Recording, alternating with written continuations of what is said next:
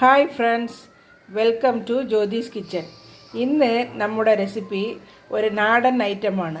ഇത് ഉണക്ക കപ്പ പുട്ട്. ഇത് വളരെ ടേസ്റ്റി ആയിട്ടും നല്ല ഹെൽത്തി ആയിട്ടുമുള്ള ഒരു പുട്ടാണ്. ഇത് എല്ലാവർക്കും ഇഷ്ടപ്പെടുമെന്ന് വിചാരിക്കുന്നു. ചിലർ കഴിച്ചു കാണും, ചിലർ കഴിച്ചു കാണില്ല. ഉണക്കക്കപ്പ നമുക്ക് കടയിലൊക്കെ വാങ്ങിക്കാൻ കിട്ടും, അല്ലെങ്കിൽ നമുക്ക് തന്നെ പ്രിപ്പയർ ചെയ്യാം. വരൂ, അത് എങ്ങനെയാണെന്ന് നോക്കാം. ഉണക്ക കപ്പ പുട്ട് ഉണ്ടാക്കാനായിട്ട് നമുക്ക് ഉണക്ക കപ്പയാണ് വേണ്ടത്. ഇത് കപ്പ നല്ലതുപോലെ കഴുകി വെയിലത്തിട്ട് നല്ലതുപോലെ ഉണക്കിയെടുത്തതാണ്. ഇത് കൈ വെച്ച് ഇങ്ങനെ ഒടിച്ചാൽ ഒടിയുന്ന ഭാഗത്തിൽ ഇങ്ങനെ ഉണങ്ങിയെടുത്തിട്ടുണ്ട്. ഇത് നമുക്ക് സൂക്ഷിക്കാം. ഒരുപാട് ദിവസം ഇങ്ങനെ നല്ലതുപോലെ ഉണക്കി എയർ ടൈറ്റ് കണ്ടെയ്നറിലിട്ട് സൂക്ഷിക്കാം. ഇത് നമുക്കിനി മിക്സിയിലിട്ട് കുറച്ചായിട്ടിട്ട് പൊടിച്ചെടുക്കാം. പുട്ടിന് പൊടിക്കുന്നത് പോലെ പൊടിച്ചെടുത്തിട്ട് ഒന്ന് അരിച്ചും കൂടി പുട്ടരിപ്പിൽ അരിച്ചും കൂടി എടുക്കാം. മിക്സിയിലിട്ട് നല്ലതുപോലെ പൊടിച്ച് വച്ചിട്ടുണ്ട്. ഒരു പുട്ടിൻ്റെ അരിപ്പയിൽ അരിച്ചും വച്ചിട്ടുണ്ട്. ഇത് ഇനി നമുക്ക് ആവശ്യത്തിനുള്ള മാവ് എടുത്ത് നമുക്ക് ഉപ്പും വെള്ളം ഒഴിച്ച് പുട്ടിന് നമ്മൾ മിക്സ് ചെയ്യുന്നത് പോലെ മിക്സ് ചെയ്തെടുക്കാം. ഉപ്പിട്ട് നല്ലപോലെ മിക്സ് ചെയ്തിട്ട് വെള്ളം തെളിച്ച് പുട്ടിന് വിരവണത് പോലെ വിരവിയെടുക്കാം.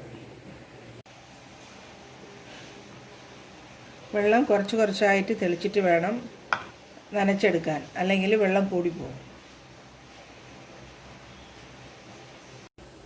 ഉണക്കക്കപ്പ നല്ലതുപോലെ പാകമായിട്ട് നമ്മൾ പുട്ടിനെ പോലെ വിരവി വച്ചിട്ടുണ്ട്. ഇനി നമുക്ക് ഒരു 10 മിനിറ്റ് ഇങ്ങനെ തട്ടിപ്പൊത്തി വച്ചിട്ട് നമുക്ക് പുട്ടവിക്കാം. ഒരു 10 മിനിറ്റ് ഇരിക്കട്ടെ, അത് ഊറട്ടെ. കപ്പ പുട്ടിൻ്റെ മാവ് 10 മിനിറ്റ് ആയിട്ടുണ്ട് നമ്മൾ വിരവി വെച്ചിട്ട്. ഇനി നമുക്ക് പുട്ട് ഇടുന്നത് പോലെ പുട്ടിൻ്റെ കുഴലിൽ തേങ്ങയും മാവും ആൾട്ടർനേറ്റീവായിട്ട് ഇടാം. പക്ഷേ ഒരുപാട് ഹൈറ്റിൽ വേണ്ട, കുറച്ച് മാവ്. നമ്മൾ സാധാരണ 3 ടൈം ഇടുകയാണെങ്കിൽ ഇതിൽ ഒരു 4 ടൈം ഇടാം. ചെറിയ കഷ്ണങ്ങളായിരിക്കണം. ഇപ്പം 2 സ്പൂൺ ഇട്ടിട്ടുണ്ട്. ഇടയ്ക്കിടെ തേങ്ങ ഇട്ടാൽ വളരെ ടേസ്റ്റായിരിക്കും.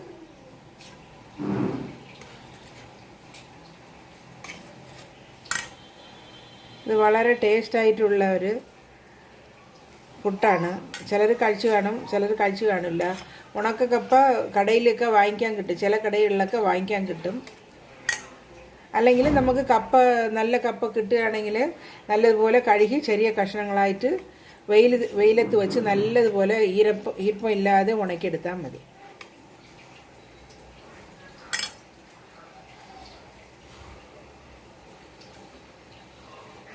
ഇനി നമുക്ക് ആവിയിൽ വെച്ച് വേവിച്ചെടുക്കാം.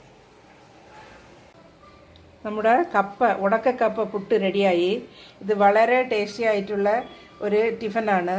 ഇത് ഞാനിപ്പോൾ സർവ് ചെയ്തിട്ടുള്ളത് ഉരുളക്കിഴങ്ങ് കുറുമയുടെ കൂടെയാണ്.